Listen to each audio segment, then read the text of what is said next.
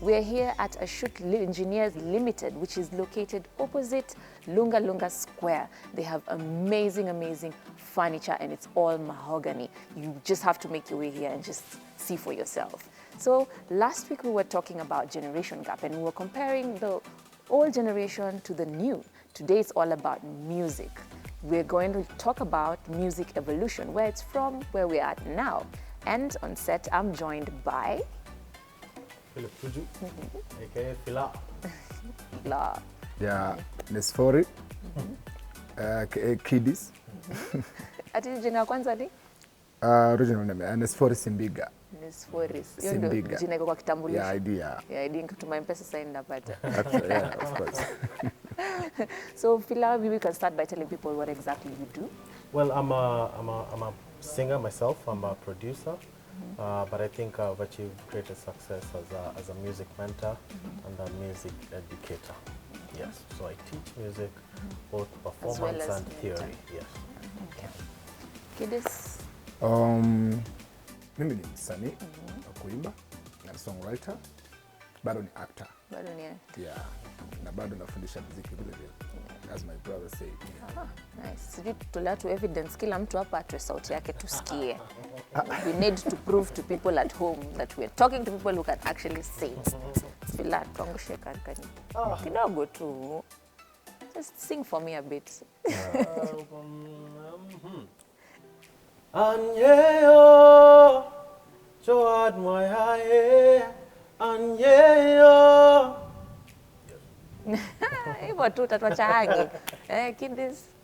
What? Usifeel pressure. No, not pressure. So, what? Yani my voice is so powerful. I know. You see? Tetemesha hapa basi. Kidogo. Tetemesha. Tetemesha Shoot Limited. Really? Ni weekend imefika, tumekuja kujirusha, fanya hima na tokota, naona muda unayoyoma. Nice. Kweli hiyo sauti iko powerful. Sijui hata mimi niimbe pia ndio watu. So anyways, today we're talking about music evolution. Yeah. Maybe we can start from the past, where it started. What's your take on that? Mali ilianza na maoji. How was the industry then? Well, for me, I think it's all about what I remember. Yes. You know, I think my understanding of where the music has evolved from is, my understanding is from the days of Fadili Williams, with Malaika. And I think that, to me, I think must be one of the earliest successes in music, because the song was a Kenyan song composed by a Kenyan, but now a song that went to be an international standard and now was done by Mario Makeba and has been done by many other artists, and it's a song that is used to, you know, just teach African music across the globe. So I think that from then, I think music in Kenya and the music industry in Kenya was stronger at that time, and it was more established. We had the likes of Polygram, those were the labels that were based here in Kenya. And then we had what we now know as AI Records, which was a very big distributor and also record label here in Kenya. It still operates, but I think at that time they had a better footing, and the industry was more structured in terms of recording and distributing music. Well, Kenya, I think because of our receptiveness to different styles of genres of music, our sound is not very distinct. When you talk to the rest of Africa, they'll tell you that Kenya has a distinct sound. And now we have the likes of Kidis, who these are the people who represent the Kenyan sound. But us as Kenyans, we feel that the music that Kidis does, the music that I would do is different. So it's a question of genres. So that's what has happened.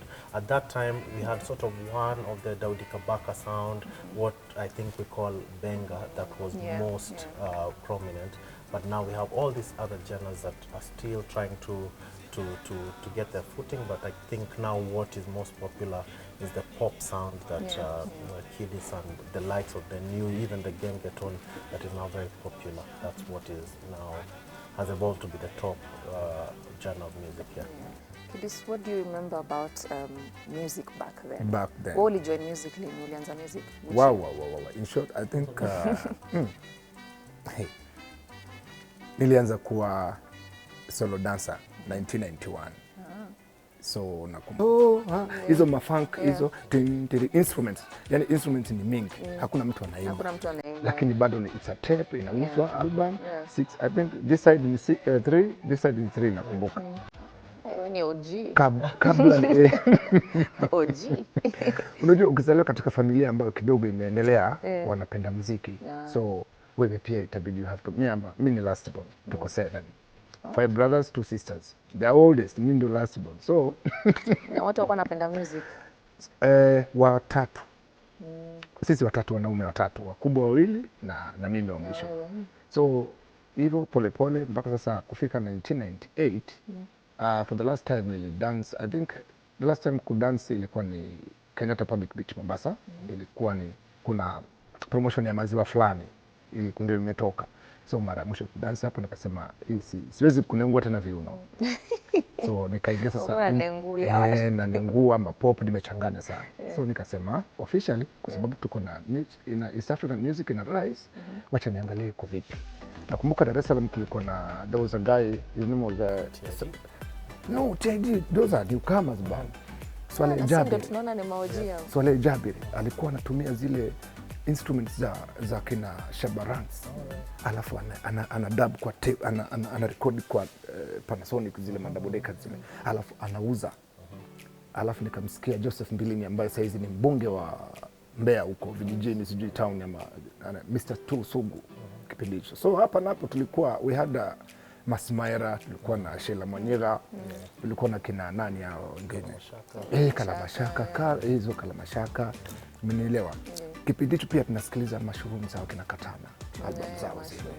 Maembe dodo. So kitu kama hicho pole pole tukaanza kuona wenzetu wa Nairobi huku walikuwa, kwa sababu huku ndo kulikuwa na limelight first. Huku ndo huko Mombasa. But hata mpaka siku hizi watu sema bado huku ndio kuna opportunity compared to Mombasa. Si compared to Mombasa, compared to East Africa. Yeah. Hiki ni kitovu, natumia Kiswahili fasaha. Nairobi ni kitovu cha muziki wa East Africa. Diamond he was here. I launch album. Ni hivyo. So nikaona kina Red Sun One moja. Haya hizo mangoma zao, maisha hizo nini. Sasa officially ile 2002. Tukianza muziki, mimi nikianza muziki personal. Tulipata wao pia walikuwa na shida zao, siwezi jua kwa sababu sijakaa na one of them akaniambia shida zao. Shida tulizopitia sisi ni ku make sure muziki wetu unasikika. Kwanza una charity begins at home, kwanza nyumbani Mombasa. So tulikuwa tunapata tabu na ile kununua CD empty yenyewe. It was 500 bob, I swear to God. That was 2000 Sony CD. Na hiyo CD hata ikuangurike vipi, ikuwe na scratch, hata uone through, music will play. So tukaanza pole hivyo. Kulikuwa na mixers zile za kitambo za 90s ma 80s. So tukawa tunajaribu, at we were 17 guys, we were a group, wakaidi team more than 17 guys at Kagundo Kisauni Mombasa pale. So what we did, tulinunua microphone ya silver, tulichanga, tukanunua microphone ya silver. So tunaenda kwa matanga, unajua coast kule makabila yale Mijikenda. Kama kukiwa na mtu amepasa amekufa ile, kuna ile matanga ya 7 days, kuna music pale inachezwa, watu wachangishe. Tunaenda na microphone yetu kwa mfuko, tunasema niache DJ, tunaweza wakilisha. Sina microphone, tunayo, so tunatoa. That's how we started by the way. Yeah. So tunaimba matanga, harusi hivyo mpaka tukawa at least sasa tunadina pale Mombasa, Kisauni kwa hivyo pole. Lakini yani kitambo kwa walionielezea miaka hiyo, muziki wao ulikuwa hauna pesa kama sasa hivi. Hiyo ndio kitu ambacho nimeelezewa na wale ambao walitangulia kutoka kwa limelight. Muziki wao haukuwa na pesa, lakini pia though tulikuwa na muziki mzuri ambao na last long. As Fila said, it was stronger then. Before. Saizi tunasikiza muziki wa Mbaraka Mweshe, tunasikiliza muziki wa Red Sun pia na muziki hits. Walikuwa na hits, they have hits. Yeah. Not like nowadays unamuuliza mtu, do you know, for example, do you know Kalambwandile? Mtu anakuambia, yeah, I know Kalambwandile. Do you know his music or her music? It will take him 10 minutes kukumbuka huyo Kalambondile mziki wake ni gani, kwa sababu they always kwa social media they talk about Kalambondile. Hey, yesterday was Kalambondile, so they talk about someone than his or her work, his music. Umeelewa? Mziki ulikuwa una maana, unaingia studio, ukienda studio unapeana kitu cha ukweli, producer anakupatia kitu cha ukweli. Mziki unakaa, na mpaka leo najivunia kwa hiyo kuwa na mziki wa wenzetu waliotutangulia waasisi na mpaka sasa hivi tunausikiliza, kwa sababu mimi ukiniambia nisikilize mziki wa mwaka huu sijui nitasikiliza wa nani, nitachagua. I swear to God in heaven, Mungu anisamee, nitachagua. Umenielewa? So challenges zilikuwa pia lakini challenges za kitambo na sasa hivi tofauti. Fila, you mentioned that your kitambo music was stronger compared to now. So what would you say in terms of even just something like lyrics? Lyrics za kitambo na za sahi. How would you compare it? Would you say sahi like hazina maana? No. Compared to kitambo, ama it's going with time? No, I think music is a reflection of society. So I think right now the things that excite us is what we'll hear in the music, because the artist is also trying to excite the audience, because the artist comes from a certain niche. So this artist is trying to appeal to the things that, you know, his peers say, okay, these are the things we like. When they're listening to music, they'll feel, okay, this is the style of music that we enjoy. So the artists, what I've noticed here in Kenya is that we are more concerned about how can we get a bigger fan base, and I think every artist wants that, and we do that at the expense of trying to even share our deeper feelings. So you'll find that music that is emotional, music that is too thoughtful, doesn't do too well in Kenya, but music that is going to excite us in terms of its party time, and the society right now wants to enjoy the party life. But we still have those particular songs that you know, will be able to touch on the fabric of society and things that may be affecting us. And such songs will be the small hits that will end up being classics, but are not exactly music that you'll hear being played everywhere. Do you think it's music that will last forever? Like, for instance, as you said, we'll remember Daudi Kabaka songs till today. Do you think this current music is music like 10 years from now, mtu atakumbuka? I doubt that the music that, the pop music that we have, and in particular the Gengetone, I doubt that that's music, because that's music that we describe as bubblegum music. There's nothing, I have nothing against it, I just have a problem with the longevity. It just represents a phase that we are going through, and particularly the youth are going through, and we are going to look for the next bubblegum music, and bubblegum music has always been there with every generation. There's been that sound. There was a time that rock was the bubblegum music. There was a time that the blues was the bubblegum music. There's a time that the bebop music for a cappella was the bubblegum music. So at a particular time, there's music for the masses, and that's the music that we call bubblegum. But now we have these everlasting songs that now we end up calling the classics. The songs that are your everyday song. When you're driving in your car, that's the song you want to listen to. When you're going through something, this is the song you want to go through, to listen to. Those are now the songs that capture now is sort of like a photograph of our lives. So I think those are the songs that we consider classics.